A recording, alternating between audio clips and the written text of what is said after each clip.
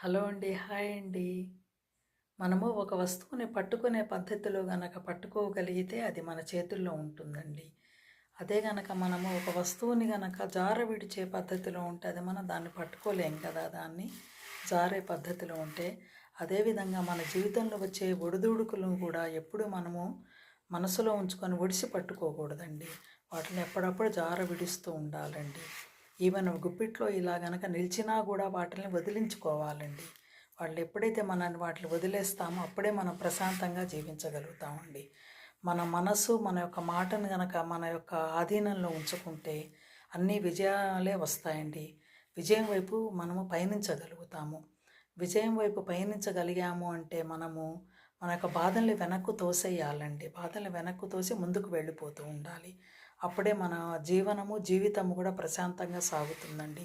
ఇవి చూడండి ఎలా జారిపోతున్నాయో. అదేవిధంగా మనం వచ్చే కష్టాలను కూడా ఇలా జారవిడుస్తూనే ఉండాలి. ఎప్పుడు ఇట్లా ఒడిసి పట్టుకోకూడదండి. పట్టుకున్నామంటే మన చేతుల్లోనే ఉంటాయి కదా! మనకు ప్రశాంతత ఉండదు. కాబట్టి మనం ముందుకు పయనించాలి సంతోషంగా అంటే కష్టాలనే వాటిని వదిలేస్తూ ఉండాలండి. వదిలేస్తే జీవనం చాలా ప్రశాంతంగా సుఖవంతంగా సాగుతుందండి. అంతే కదండి. Thank you so much.